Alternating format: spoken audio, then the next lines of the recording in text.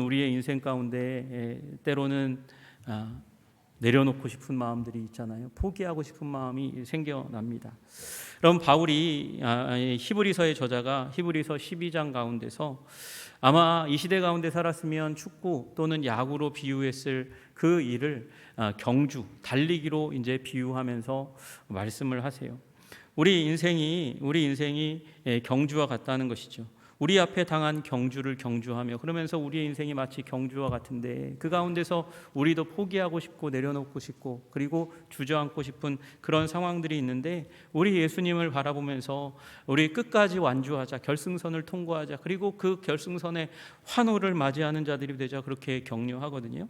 여러분, 그러면서 그 경주 가운데 먼저 달리셨던 우리 예수님을 히브리서의 저자는 말씀할 때 뭐라고 얘기하냐면 우리 예수님이 참으셨다, 그렇게 말씀하세요. 십자가를 참으셨다. 3절에 보니까 12장 3절에 보니까 피곤하여 낙심하지 않기 위하여 죄인들의 이같이 자기에게 거역한 일을 참으신 자를 생각하라. 예수님이요, 그 사역, 그 십자가의 피니시 라인, 부활의 피니시 라인을 지나가기 위해서 달리셨는데 거기에서 어마하게 많은 죄인들이 예수님의 앞길에 거역이 되고 걸림이 되었다, 그렇게 말씀하세요. 여러분, 우리 예수님도 압박을 받으셨어요. 걸림을 받으셨어요. 힘드시고 어려운 시기를 지나가셨습니다. 여러분, 우리들도 그렇습니다. 우리들도 인생의 경주를 경주하고 있는데 그 가운데서 내려놓고 포기하고 싶을 때가 너무나 많아요. 여러분, 그걸 이 시대의 사람들은 이렇게 표현합니다. 한 단어, 스트레스라고요. 여러분, 스트레스 엄청 받아요. 주위에 있는 사람 때문에 스트레스 받고요. 직장에서, 교회에서 관계 때문에 스트레스 받고요. 심지어 자녀들, 아무것도 아닌 그냥 우리의 삶 가운데는 문제를 일으키지 않던 힘이 없어 보였던 그 아이들이 우리 인생 가운데 어마어마한 크기의 부담과 아픔으로 다가올 때도 있습니다.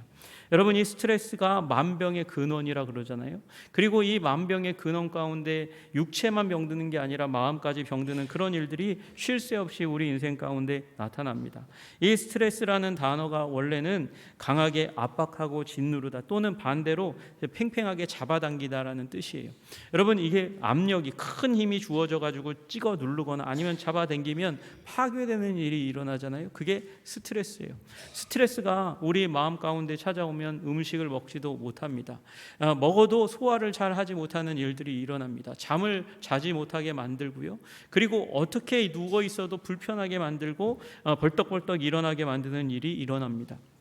여러분, 예수님이 우리 요새 말로 하면 스트레스를 받으셨을까요? 안 받으셨을까요? 예수님은 하나님이시니까 예수님은 스트레스 그냥 자가 시스템으로 완전히 다 떨쳐버리시고 늘 언제나 기쁜 마음을 가지고 살아내셨을까요? 여러분, 오늘 성경은 그렇지 않다고 말씀하고 계세요.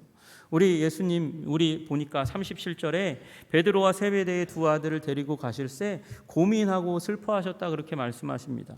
여러분, 그리고 그들에게 기도를 부탁하면서 여러분, 다른 제자들 12명의 제자들 가운데서요 9명은 별로 기대도 하지 않았어요. 한 명은 이미 이탈해 갔고요. 세 명 베드로와 세베대의 두 아들을 더 가까이 데리고 가셔서 그들에게 부탁하셨어요. 내 마음이 심히 고민하여 죽게 되었으니, 내가 너무너무 힘들다, 심히 고민하여 죽게 되었으니 나와 함께 머물러서 기도해 달라, 그렇게 예수님 말씀하여 주셨습니다. 예수님이 짓이겨 주셨어요. 압박을 극심하게 받으셨어요. 여러분, 그래서 예수님께서는 고통하셨습니다. 스트레스 받으셨어요. 여러분, 그걸 상징하는 단어가 뭐냐면 오늘 본문의 장소가 되는 감람산의 겟세마네라는 곳입니다. 여러분, 겟세마네라는 뜻이 뭐예요? 겟세마네가 갓이라는 단어와 쉐마네라는 단어가 함께 섞여져 있어요. 갓이라는 단어는 틀이라는 것입니다. 도구라는 것을 의미하는 것이고, 쉐마네라는 단어는 기름이라는 뜻이에요. 여러분, 유대인들에게 있어서 기름 딱 하면 생각나는 거, 우리나라 사람에게 기름 딱 얘기하면 옛날에는 참기름 아니면 들기름, 그 둘 중에 하나죠. 조금 더 오니까 식용유 생겼고요, 뭐 까놀라유, 뭐 해바라기 씨유, 뭐 이런 거 생겼지만 옛날에는 참기름, 들기름 그거 이외에 없었어요. 여러분, 그처럼 이 당시 가운데서 기름 하면 그냥 생각나는 게 올리브유예요. 여러분, 여기 이 겟세마네라는 곳은 올리브를 가져다가 그걸 압착해 가지고 올리브유를 짜내는 올리브유 제작 방앗간이라고 얘기할 수 있는 거예요. 어떻게 만든다고요? 진 눌러 가지고 진 이겨 가지고 그냥 짜내는 거예요. 여러분, 이곳이 우리 새벽 예배 가운데서 다윗이 압살롬의 반란을 통해서 도망갈 때 그때 지나갔던 곳이 바로 이곳입니다. 엄청난 고통의 자리였어요. 예수님이 그곳 가운데서 왜 겟세마네를 찾아가셔서 거기에서 기도하셨을까요? 이게 우연이 아니고 예수님이 지금 엄청난 스트레스 압박 가운데 있다는 것을 장소로도 표현하고 싶어 하시는 거예요. 여러분, 왜 예수님께서 고통하셨을까요? 여러분, 이 이전부터 예수님은 엄청난 고통 가운데 사셨어요. 여러분, 바리새인들이 예수님을 엄청 미워합니다. 예수님이 하시는 그 사역, 말씀의 사역, 그리고 귀신을 쫓아내고 치유하시는 그 사역을 완전히 깡그리 무시하고 짓밟고 짓이기를 원했어요. 무시하기를 원했어요. 그래서 이 사람들이 예수님의 사역을 뭐라고 평가하냐면, 이가 귀신의 왕 바알세불을 힘입지 않고는 귀신을 쫓아내지 못하느니라. 그가 귀신의 왕을 힘입었으니까 귀신들을 쫓아내는 이 귀신 축기의 사역을 하는 거지. 그러면서 예수님을 이 무당 취급하는 거예요. 바알과 아세라의 무당 취급하는 일들이 일어났어요. 그리고 예수님을 그렇게 비하하고 무시하고 짓누르고 짓이기다 보니까 무슨 일이 일어나나 그들이 예수님을 죽이고자 하는 것이죠. 바리새인들이 회당에서 손 마른 자 예수님 고치는 그 일을 행하시는 것을 보고 그 안식일날 고치는 게 옳은 거야 막 그러다가 예수님이 딱 말씀하시니까 깨갱했거든요. 근데 마음 가운데는 예수님을 향한 미움을 버리지 못하는 거예요. 그래서 어떻게 하여 예수를 죽일고 의논하거늘, 예수님을 죽이는 방법에 대해서 막 서로 논의하고 계획을 짜는 일들이 일어났습니다. 여러분, 거기서 끝나지 않고요. 예수님이 어느 날, 사실은 이 유대 땅은 요 예루살렘은 사두개인의 땅이고 그 외에는 다 바리새인들이 장악하고 있는 땅인데 그 가운데서 그래도 당신을 반겨주실 곳이라고 생각한 곳 나사렛에 갑니다. 왜 그래요? 나사렛이 어렸을 때부터 자란 곳이니까.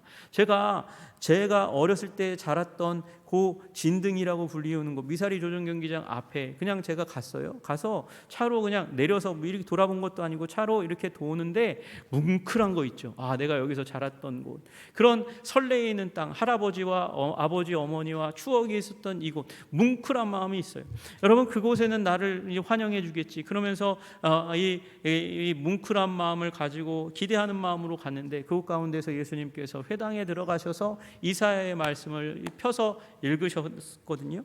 그런데 그 읽으시고 거기까지만 하셔도 좋은데 거기에서 이 말씀이, 이 엘리야의 예언의 말씀이 오늘날 너희 귀에 응했다, 이루어졌다, 그렇게 말씀하셨어요. 의아하게 막 쳐다보는 사람들을 향해서 예수님께서 엘리야 때에 과부가 많지만 그러나 시돈 땅 사렙다 과부만 하나님이 주시는 기적을 받았고, 엘리사 때에 이 땅 가운데도 수많은 문둥병자가 있지만 수리아 사람 나아만만 이 문둥병의 치유를 받았잖아. 이방인이라도 기대하는 마음, 믿음을 가지면 구원받고 유대인이라 할지라도 믿음 없으면 구원 못 받는다, 이렇게 말씀하여 주셨으니까 이때에 이 고향 사람들이 예수님의 말을 제대로 들었으면 좋겠는데 경멸하고 냉소를 퍼붓는 것을 넘어서서 예수님을 멱살 잡고 끌고 가가지고 낭떠러지에서 집어 던지려고 하는 거예요.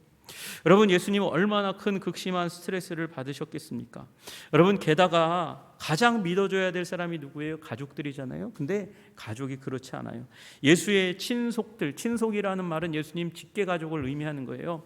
우리 아버지, 어머니와 형제들, 그들이 듣고 예수님이 하시는 일에 대해서 듣고 붙들러 왔어요. 붙들러 잡아가지고 끌고, 그리고 그 공생의 사역 가운데 내리려고 그래서 왔어요. 왜 왔냐? 이는 그가 미쳤다 하밀러라. 가족들이요, 예수님 미쳤다고 평가하고 예수님을 끌어내리려고 했고, 그 가운데는 예수님을 뱃속에 두고 10개월 동안 잉태했던 예수님을 가장 잘 아는 분이라고 얘기하는 어머니 마리아도 그 가운데 있었다는 거, 그거 우리 기억해야 돼요. 여러분, 예수님이 스트레스 가운데 사셨어요.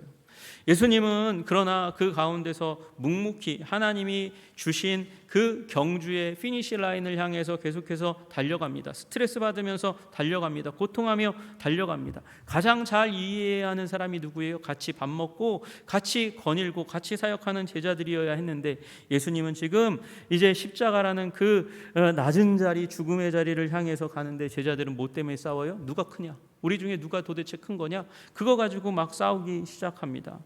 여러분, 그 가운데 유다는 경고했거든요. 분명히 예수님이 경고했어요. 떡을 내 손으로 찍어가지고 내 손에다 들고 이 포도주에 찍어서 그 입에 넣어주는 자, 그가 배신자라고 예수님이 말씀하셨고 경고하셨어요. 그거 예수님이 행하셔서 받았거든요. 내가 그러면 나인 걸 아는 건가? 그렇게 여겨야 되는데 이 바보 같은 유다는요, 다락방을 나와서 대제사장에게 달려갑니다. 예수님의 예언의 성취가 내가 되지 말아야 되는데 그렇게 여기지도 않고 가서 예수님을 팔아버리는 그 일을 합니다. 여러분, 어떤 때는요 모르는 게 약이에요. 근데 예수님이 이거 다 아시잖아요. 다 아시는 그 가운데서 예수님은 이제 마지막 만찬의 장을 나와서 겟세마네를 향해 가셔서 거기 본인이 받으시는 그 스트레스를 상징하는 그 올리브유 압착 이 장소에 들어가셔서, 방앗간에 들어가셔서 그곳에서 고민하며 슬퍼하시며 기도하셨다, 그렇게 말씀하고 계세요. 여러분, 예수님이 엄청난 스트레스를 받으셨어요. 여러분, 심지어 제자들에게 내가 내 마음이 심히 고민하여 죽게 되었다, 그렇게 말씀하시죠. 여러분, 히브리서의 저자는요 이때의 예수님의 모습을 이렇게 표현해요. 그는 육체에 계실 때에 자기를 죽음에서 능히 구원하실 이에게 심한 통곡과 눈물로 간구와 소원을 올려드렸다, 그렇게 표현합니다. 여러분, 이게 그냥 추측으로 쓴 게 아니고요. 제가 생각하기엔 베드로와 야고보와 요한이 돌 던질 만한 그 거리에 예수님이 기도하시는데 그 기도 소리가 다 들렸을 거라고 생각해요. 분명히 졸았거든요. 졸았는데도 불구하고 그 졸음을 간간히 깨우는 예수님의 그 간절하고도 큰 기도와 눈물이 섞인 그 기도의 내용을 듣고 들었어요. 여러분, 그런데 제자들은 이 상황 가운데서 어떻게 해요? 자고 있어요. 여러분, 여기 이 자고 있다는 부분은 이 예수님께서 분명히 너희는 여기에 머물러 나와 함께 깨어 있으라 하셨고 얼마나 크게 기도하셨는지 그 기도의 내용을 다 들었는데도 불구하고 와가지고 제자들에게 오서 40절에 보니까 그 자는 것을 보셨다, 그렇게 말씀하세요. 여러분, 여기 자는 거가요 조는 게 아니에요. 자는 거예요. 완전히 자는 거예요. 넋놓고 자는 거예요. 여러분이 잔다는 말은 카디오라는 단어는요, 이 언어학자 바질이라는 사람이 이 단어를 풀이할 때 어떻게 얘기하냐면 관심과 염려를 완전히 내려놓고 완전히 내려놓고 회복의 시간, 여러분 잠은 원래 회복의 시간이잖아요. 그 회복의 시간을 얻기 위해서 깊이 잠들었다는 걸 의미하는 거예요. 여러분, 길인데도요 이 제자들은요 예수님 그 근심과 통곡과 눈물은 내 관심이 아니에요. 내 관심사가 아니에요. 다 내려놓고 그냥 자기들은 회복의 시간, 이 취침의 시간을 갖고 있는 거죠. 예수님의 고통에 전혀 공감하지 못하고 오히려 이 상황 가운데 불협화음을 내고 있습니다.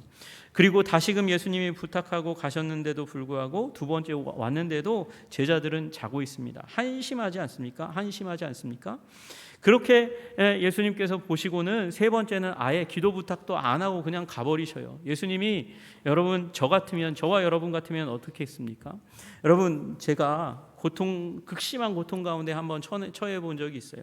여러분, 그 고통 가운데 있을 때에는요, 여러분 귀찮아요. 다 귀찮고 누군가가 제 이 고통 가운데서 말만 이 행동만 더해도 막 째려보기 시작하고요, 미워하기 시작하고요, 제 눈에서 제가 느껴요, 막 불꽃이 일어나는 것 같아요. 여러분, 누군가가 그 가운데 끼어들고 나와 공감하지도 전혀 못하고 나의 그 힘듦에 어깨를 도닥이지도 못하고 오히려 불협화음 내고 이상한 소리 하면 정말 한 소리 확 지르고 도대체 뭐 하는 거야? 그러고 얘기하고 싶은 마음이 제 마음 가운데 있어요. 왜요? 나는 죄인이니까. 내가 세상의 중심인 것 같고 나는 정말 고통스럽고 이 고통 스트레스로 말미암아 내 존재가 다 사라질 것 같고 내 인생이 다 망가질 것 같은 그런 답답함 가운데 있는데 이 사람은 전혀 공감하지 못하니까요. 그런데요, 예수님은 그 가운데 쓰레기 같은 이 제자들 가운데 사랑을 보이시는 거예요. 1986년에 페리카나호라는 배가 공해상에 떠 있습니다. 그 배가 여러 나라에 무전을 쳤습니다. 연락을 했습니다. 우리 배를 받아주십시오. 그리고 수많은 나라에 전보를 쳤어요.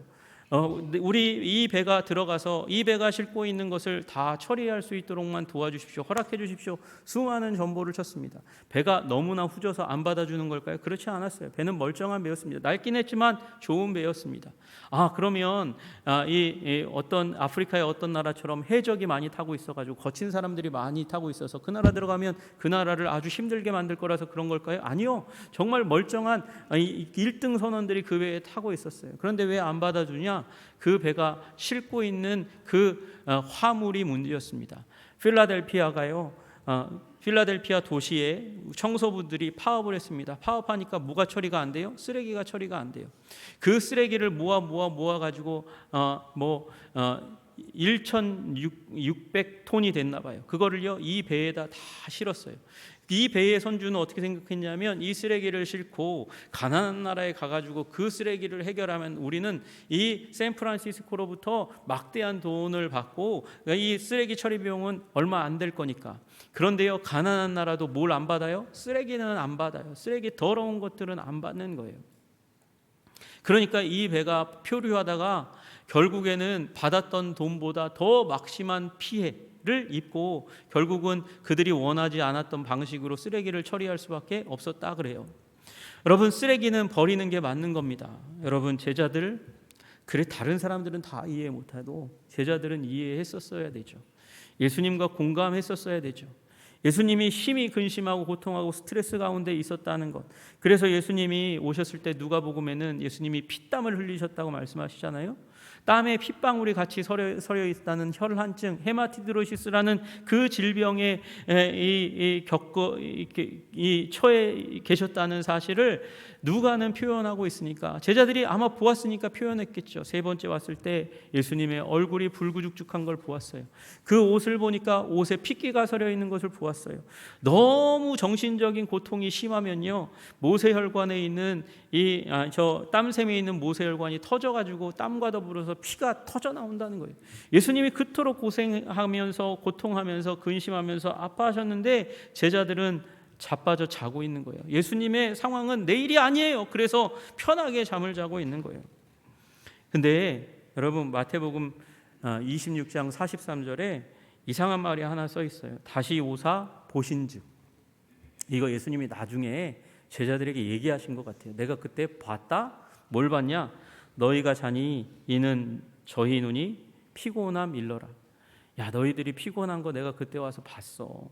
여러분 여기 눈이 피곤하다는 말은요 눈에 짐이 있다는 거예요. 눈이 너무 무거워가지고 짐이 너무 무거워서 가라앉는 걸 예수님이 봤다는 거예요.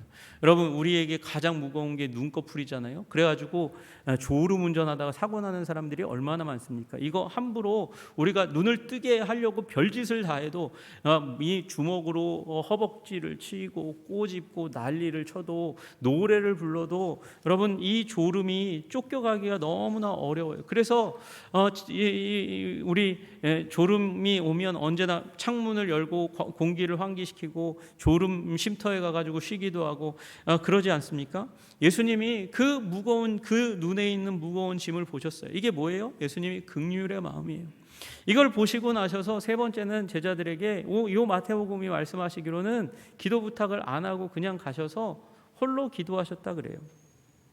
여러분 여기 44절에 뭐라고 되어 있습니까? 또 저희를 두셨다 그렇게 얘기해요. 두시고 나아가사. 여러분 이 두시고라는 말은 짐을 지우는 그 상황 가운데서 또는 가둔 그 상황 가운데서 해방시켜 준다는 거예요. 놓아준다는 거예요. 예수님께서 저희를 두셨어요. 해방시켜 주셨어요. 그래 내가 너희들을 놓아줄게. 너무 너희들 무겁지 그러면서 극심한 스트레스 가운데서 예수님과 전혀 공감하지 못하고 불협화음을 내는 그들을 예수님은 두시고 그냥 해방시켜 주시고 짐을 속박을 풀어 주시고 그리고 가셔서 모든 것을 내려놓고 기도하셨어요. 그리고 제자들에게 오셔서 예수님이 말씀하십니다. 이제는 자고 쉬라. 여러분 45절하고요 46절을 연결해서 읽으면 안 돼요. 여러분 45절에는 자고 쉬라, 그러다가 46절에는 일어나 함께 가자 막 이렇게 얘기하니까, 아니 예수님이 너무 쉽게 변하는데, 자고 쉬라 얘기했다, 일어나 가 막 그러면서 예수님이 제자들 깨워가지고 일으켜 가는 그 모습을 상상하는데, 저는 여기에 좀 시간이 있었던 것 같아요. 예수님이 쉬셨어요. 여러분 쉬시고 제자들이 안식을 취하도록 그렇게 내어버려 두셨다가 회복의 시간을 허락하셨다가 이제 가자, 일어나라. 왜? 지금 유다가 오고 있으니까. 여러분 유다가 다가옵니다. 유다가 다가와가지고 다 짠 그 군호를 따라서 예수님께 와가지고 입을 맞추면서 라피어 안녕하시오니까. 여러분 여기 안녕이라는 말은, 안녕하십니까 라는 말은 단어 카이로, 기쁨이라는 단어가 거기 있어요. 예수님 기쁘시죠? 뭐 이렇게 물어보면서 평안을 얘기하고 있는 그 상황 가운데 있어요. 뭐 배신하면서, 예수님이요 아시면서 이 상황을 맞이하셨으니까 저 같으면 뒤통수를 확 뿌리치면서 배신하러 왔으면서 지금 나한테 평안을 말하냐? 그렇게 얘기하면서 유다를 질책했을지 모르겠어요. 그러나 예수님 뭐라고 말씀하세요? 친구여, 내가 무엇을 하려고 왔는지 행하라. 행하라. 여러분 그 상황 가운데서 유다를 원수라고 부르지 않으셔요. 몹쓸 놈이라고 얘기하지 않으셔요. 그 상황 가운데서 또 베드로는요, 예수님과 결이 다른 행동을 합니다. 품에 있던 칼을 꺼내가지고 제사장의 종의 귀를 잘라버려요. 잘라버린 그 상황 가운데서 예수님께서, 물론 다른 성경에는 귀를 붙여주셨지만 오늘 제가 이제 주목하려고 하는 이 구절은 이거죠. 내 검을 도로 집에 꽂으라. 검을 가지는 자는 다 검으로 망하느니라. 검을 버려. 검을 주면 망해. 검을 집어넣으면요, 나는 네가 흥하기를 원해. 여러분 지금 앞에 졸고 자빠져가지고요, 예수님의 기대에는 전혀 부응하지 않는 제자예요.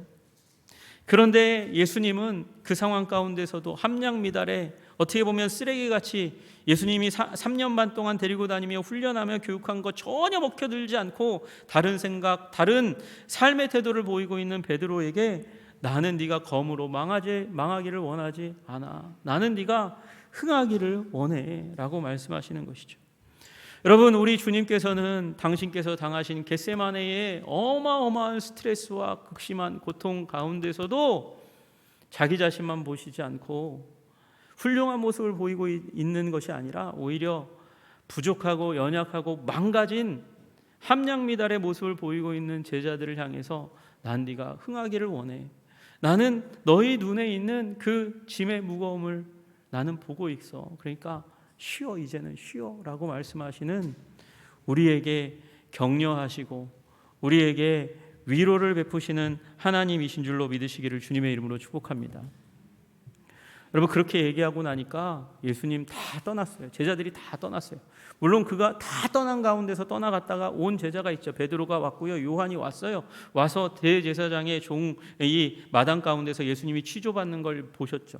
봤죠. 그 가운데서 이 베드로 예수님이 말씀하신 거 그거 까맣게 잊어버리고 사람들이 와서 너 예수 따라다니던 놈이지? 관계 있는 놈이지? 막 이렇게 막 취조하니까 아니라니까 그러다가 3번 딱 부인하던 그 순간 예수님이 말씀하신 그대로 닭이 울어요. 그리고 베드로는 밖으로 나가서 울었다 그러잖아요. 그런데 다 이 가운데서 누가복음은요 아주 재미있는 구절을 하나 거기에다 집어넣습니다. 주께서 돌이켜 베드로를 보셨다 그래요. 베드로는요 예수님 잘 보이는 자리에 자리를 잡았을 거거든요. 그 앞에는 모닥불이 있었어요. 그러니까 모닥불이 있고 베드로가 있으니까 예수님 보기에 불빛에 이제 얼굴이 드러난 베드로의 얼굴을 보는 거죠. 그리고 예수님이 계신 저곳은요 대제사장이 있는 곳이에요. 가장 밝아야 하는 곳이에요. 그러니까 베드로도 예수님의 얼굴을 보는 거예요. 근데 이 3번 부인하고 닭이 우는 그 순간 예수님이 돌이켜서 베드로의 얼굴을 보셨어요. 부인하고 있는 베드로, 그리고 닭이 우는 순간 까맣게 잃어버렸던, 내가 맹세하면서 안 하겠다고 했던 그 일을 부끄럽게도 한 그 얼굴을 예수님이 딱 바라보신 거죠. 여러분 그 순간 예수님의 얼굴은 베드로를 향해서 경멸의 얼굴이었을까요? 원망의 얼굴이었을까요? 무시의 얼굴이었을까요? 증오의 얼굴이었을까요? 아니요. 긍휼과 사랑과 안타까움을 담은 시선으로 우리 예수님 바라보신 줄로 믿으시기를 주님의 이름으로 축복합니다. 비약이 아니고요. 우리 예수님은 그러셨잖아요. 우리 예수님은 여러분 간음하다 잡혀 사람들이 다 죽이기에 마땅한 사람이라고 한 그 여인에게 이제 변호하시고 보호하시고 나도 너를 정죄하지 않으니 가서 거룩하게 살아라, 깨끗하게 살아라, 죄를 범치 말라. 그렇게 성결을 위한 초청장을 발행해 주셨어요. 남편 6 있는 여인, 그래서 도덕적인 수준이 낮은 휴가성의 사람들도 이 여인 상종하지 않으려고 했던 그 여인을 예수님이 기다리고 있다가 만나서 오랫동안 대화하시고, 그리고 그 여인의 가슴 깊이 있는 그 영적인 공허감에 대응하는 영생하도록 솟아나는 샘물을 우리 주님께서 사랑으로 베풀어 주신 줄로 믿으시기를 주님의 이름으로 축복합니다. 우리 예수님은 세리여도 제자로 받아주실 만큼 품이 넓으시고 사랑이 많으신 분이었어요. 사내들인 공의회 회원이었던 니고데모도 밤에 두려워가지고 연약해서 그렇게 아무도 안 보는 그때에 찾아와가지고 예수님께 상담할 때에 예수님 그를 향해서 영적인, 너무도 기본적인 영적인 진리인데도 알아보지 못하는 그에게 거듭남의 진리를 가르쳐 주시고 하늘 문을 활짝 열어주셔서 천국 시민이 되도록 주님께서 친절을 베풀어 주신 줄로 믿으시기를 주님의 이름으로 축복합니다. 우리 주님께서 그런 사랑으로 영혼을 품으시는 주님께서 베드로를 위해서 세팅을 하는 거예요. 베드로 자신의 삶을 내려놓기를 원했어요. 나 이제 갈릴리로 갈래. 나 예수님이 부활하신 것도 알지만 나는 예수님이 부르신 제자의 자격에 합당하지 않아. 난 갈릴리로 가가지고 이제 다시 물고기 잡을 거야. 나는 이 주님께서 나를 부르신 사도의 주님의 제자의 경주에 중도 하차할래. 지금으로 따지면, 여러분으로 따지면 신앙생활 안 해. 나 교회 안 다녀. 목사가 뭐고 장로가 뭐고 집사가 뭐야. 내려놓을래? 뛸래? 라고 얘기하는 거예요.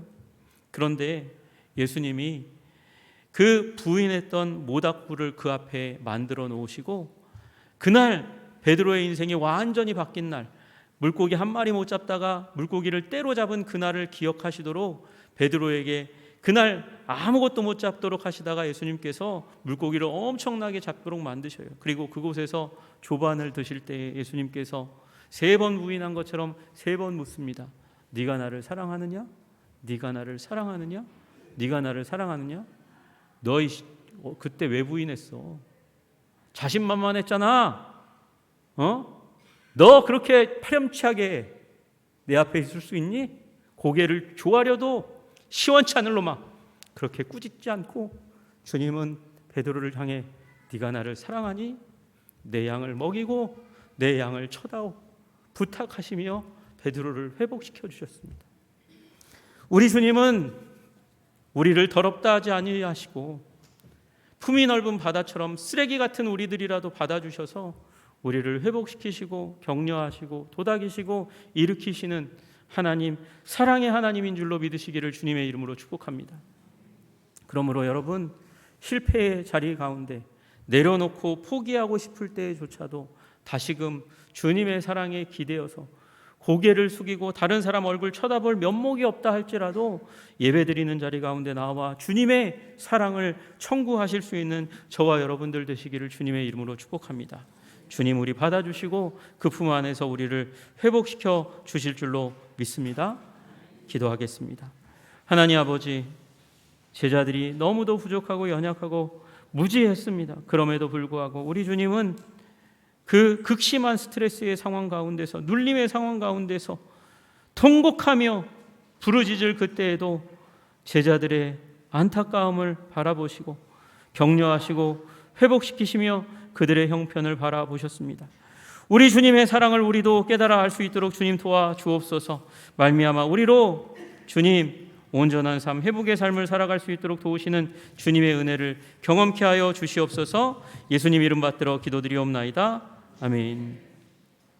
사랑하는 형제자매 여러분, 이 시간은 성만찬의 시간입니다. 우리는 지금부터 예수 그리스도의 삶과 가르침, 죽음과 부활을 기억하면서 교제의 성만찬을 나누려 합니다. 주께서 잡히시던 밤에 이것을 행하여 나를 기념하라 말씀하시며 이 예식을 제정해 주셨습니다. 우리 주님의 살과 피를 상징하는 떡과 잔을 나누며 하늘의 양식을 베풀어 주시는 주님의 식탁 가운데 나아가 영혼의 풍성을 경험하시는 저와 여러분 다 되시기를 소원합니다. 우리 먼저 성만찬 예식에 앞서서 사죄의 기도 드리는 시간 되기를 원합니다. 기도하겠습니다.